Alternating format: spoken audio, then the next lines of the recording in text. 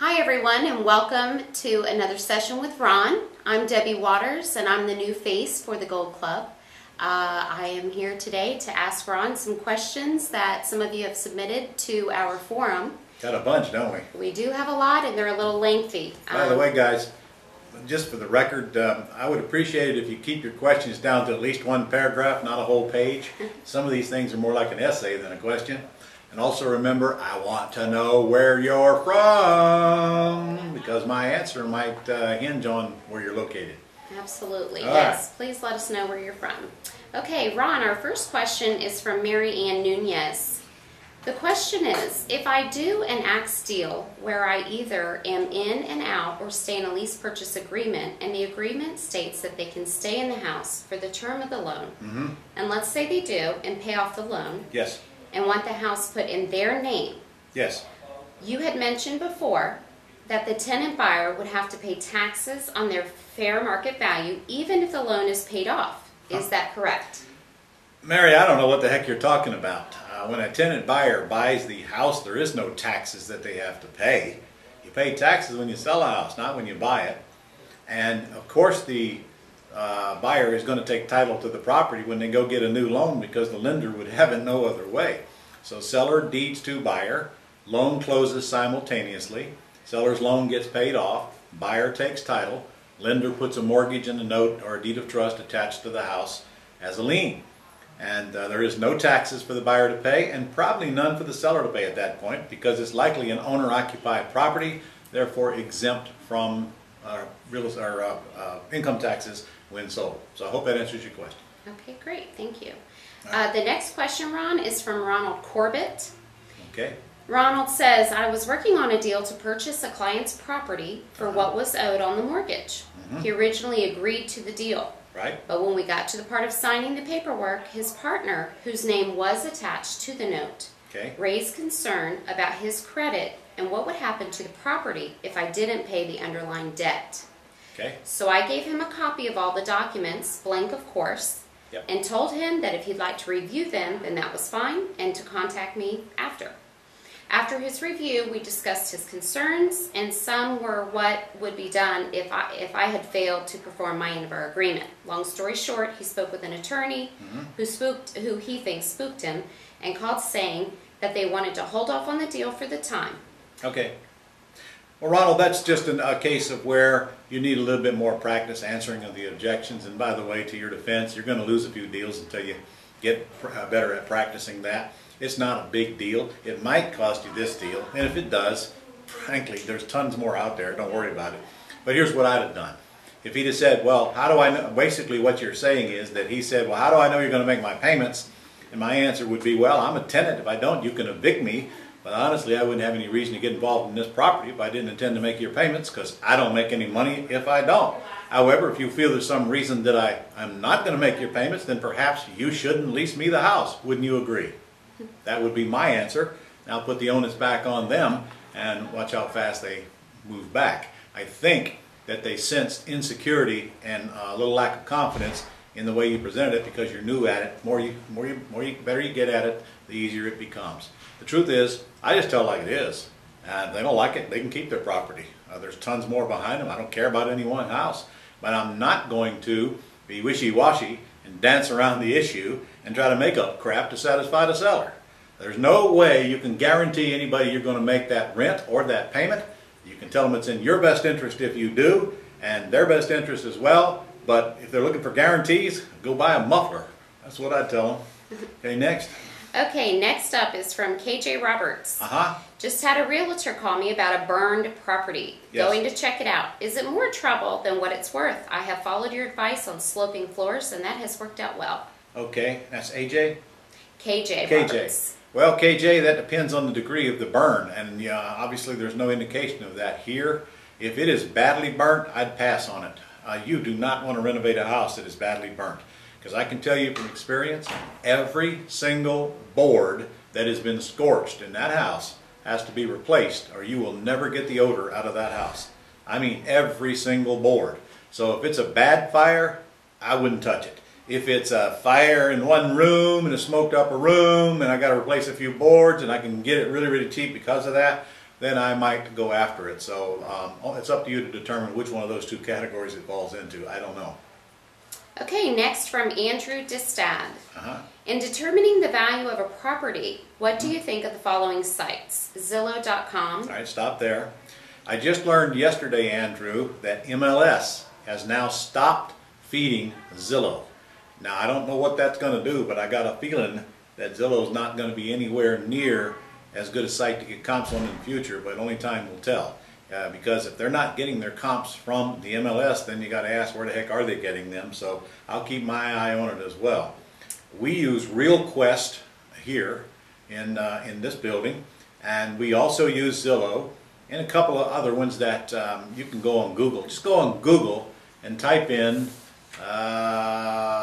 how do I find home values in your city, and it'll pull up you a bunch of sites that you can go check out. A comp is a comp is a comp. I don't care what site it comes on. If it was a recent sale and it was close in square footage and it's in the same area that your house is, it's a comp. Don't care if it came off of Zillow or the MLS or Trulia or whatever. By the way, Trulia is another site, Trulia.com, that the MLS is stop feeding. So they're not going to feed Trulia or Zillow anymore. But just keep an eye on them. Again, if the comps are there, the comps are there. You don't have to have every comp in the whole place. You just need a couple of good ones, and you're there. And there's tons of sites you can do that still for free. Okay, Andrew had another submission also. I have only made 11 offers total so far. 10 of the 11 offers I have ever made were this week. I hope to soon lose count, but another part of me wants to make a tally. It'd be nice to track my progress as sort of a way to see how many offers I make and how many as a result of making them get accepted. Yes. Then I just need to play my personalized number game. Hopefully, in light of my increased know-how and negotiating skills, if I'm fortunate enough, my numbers will start going down. How many offers should I expect to make before one gets accepted? All right. The first name was? This is Andrew again. Andrew again. Okay, well, Andrew, you didn't give me enough information here now, because I don't know whether you're making FSBO offers or bank-owned property offers. We do both. If I'm making bank-owned property offers right now, Scott has about 50 of those out in the field. We got one accepted last week, about an $85,000 property that we're paying $25,000 for, and it needs about $12,000 worth of repairs if I were going to renovate it, which I'm not. So I think about half of those offers have come to a conclusion. There are several counters that wanted us to go up, and I said no, we're staying. But half of them haven't gotten answered yet. So out of that 50, I'll be happy if we get 2 or 3 of them accepted, because frankly, when they accept my price, you'd be happy as well. And I could get a lot more of them accepted, except I'm just kind of picky. I'm not going to pay more than I want to pay. Even though I could, there's plenty of room. I'm just not. I'm going to pick the low-hanging fruit. So if you're making bank-owned properties, you ought to get 1 out of 15 or so, and the better you get at selecting them out of the MLS, maybe 1 out of 10. If you're doing FSBOs and you're making offers, that means that you've got the completed property information sheet, and you're dealing with a prospect, not a suspect. So frankly, if you're just following up on the prospects, you probably ought to get 1 out of 3 or 4 of those accepted, because you pretty much know you're going to get them before you make the call. But as to the total number of FSBOs that you've got to get in your pile to get one house offer accepted, maybe 15 or so, give or take, and that's my best guess, and that's all it is a guess. Okay. Okay, this is from Eric Cand. Eric is from St. Petersburg, Florida. Hello, Eric. When buying a property in a land trust, Ron said in a previous video that he prefers to have an entity that he controls to act as trustee. Correct. Could you elaborate more on what kind of entity you would recommend? Okay. I'm a single and thinking of setting up a single member LLC to act as trustee for my land trust purchase. Okay. All right. Well, the good news is that I just taped an entire training video on land trust that's coming to you here in the next few weeks. Debbie's in charge of when it's going to air. Maybe. It will be out in next week's, on February 24th, yes. Really? Land okay, Trust. cool. Next Friday's edition. Yeah, I would have asked him to send you a bribe or something to get on the air quicker, but you know, it's up to you. The answer to your question is, I don't care if it's an LLC, an S Corp, or a C Corp, whichever you want it to be for the trustee. Most people do use an LLC. The LLC has no liability whatsoever. The LLC has is only the trustee, which is really there to do nothing except what the beneficiary appoints it to do, which is basically sign going in and sign going out. That is all the trustee does. So yes, I want you to use an entity. And what was the rest of that question? I don't know if that's all of it or not. There was a little bit more. Okay.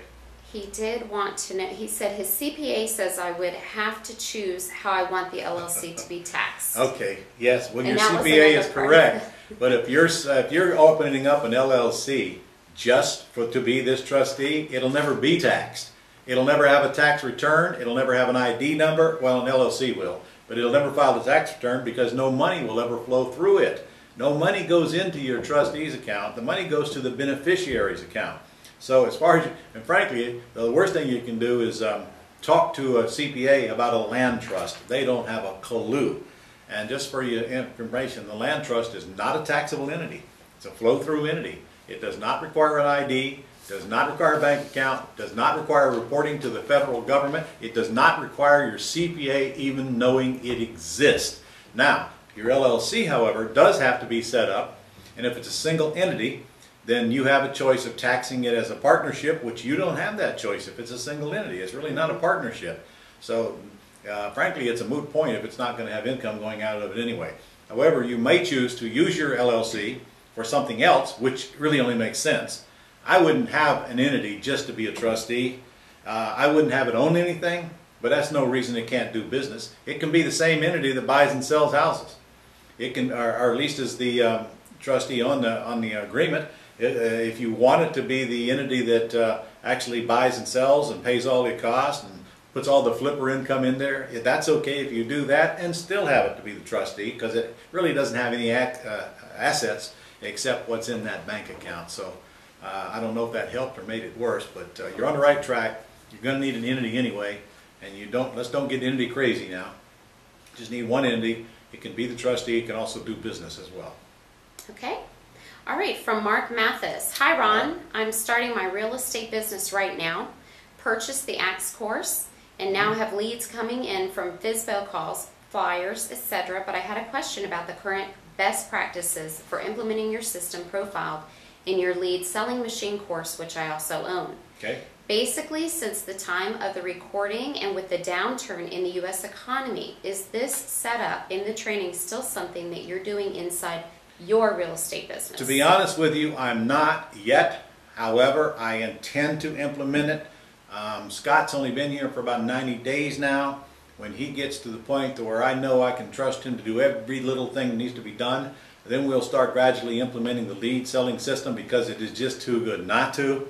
And for those of you who don't know what that means, it's a course that I've developed to where we ask the sellers and the buyers just an extra few questions, such as, are you going to be needing an attorney? Yes or no. Are you going to be needing a realtor? Yes or no. Are you going to be needing a painter? Yes or no. And when we get the yes answers, now we have a system set up all on autopilot to where we automatically sell those leads to that industry. So in other words, if they say, yes, I'm going to be a painter, then we have a painter set up by agreement that we charge the painter's card and charge them $25 and send them that information, and then they can call that customer and sell them painting or whatever. Businesses buy leads all the time, and when you think about how many different questions you can ask them based on different industries that are all looking for customers, it's kind of endless. So we get paid every time we get a yes. I'm actually going to be training on that down at the Quick Start boot camp that I'm leaving for here in a little while, and I'm putting it back in that event because it is a great income stream, and truthfully it's a business within the business. If you really get excited about this lead stuff, literally you can create enough more revenue selling leads than you can buying and selling houses if you get into it and see it to its end. Guys, I can tell you that I know people that are making over $100 million a year, and all they do is sell leads, period. They have no product. They collect information and they sell that information to other industries. And by the way, when we do it, it's with the caller's permission. We give them a bribe to continue and just answer a few more questions, like restaurant coupons and so forth. I have a few more questions I'd like to ask, and I've got restaurant coupons for you, and if you got just another minute. And so they're paid to give us the yes or no answers. Very good. All right. Great. I hope that answers it. Okay, from Josh. Oh, wait, let me go back just a minute. Okay. If your question, by the way, was do I set up the lead system before you even start getting revenue coming in on the houses? No. No. Get the house business to the point to where it's generating income, and then add the lead system as you can when you take the pressure off generating revenue. All right? Yes, because he did ask that there Yeah. too. Okay, great. Okay, from Josh Kindlesparker. I have a deed in hand for the property in question. It has been notarized but has not been recorded. Okay. The previous current owner has not paid a payment in over 12 months, Wow. but the note holder, Dyke O'Neill Inc., has not foreclosed or even started. Okay. They bought the delinquent debt from National City Bank, which charged off the account in November of 2010. Right. Previous owner was not even aware of the loan. It has a tax lien that is redeemable until December 19th, 2012 for $2,500. Right. The property is not an expensive house, but it is in a good neighborhood. ARV $30,000 and $15,000 in repair. The Wow, payoff cheap house. the payoff for the mortgage is $27,000. I have been trying to get Dyke O'Neill down, but they don't really seem to care. The current owner does not want the property at all. She's getting ready to file bankruptcy. How can I handle this if I cannot get Dyke O'Neill to get their heads out of there? All right. Please. First of all, I have a word for this kind of a property, and it's called the golden turd syndrome. This is not worth chasing. This is a waste of your time, and even if you win, you lose. You got too many things working against you. If you got a tax deed sale coming up in December, somebody's going to buy it at the tax sale because it sounds like Dyco just doesn't care. And even if you get their cooperation, they're not going to just walk away from that mortgage. They're going to want paid for it. And I think I heard him say that he's only going to make $5,000 by assigning it, even though the taxes can stay on it. It's not worth your waste of time. It's not worth the effort you've already put into it.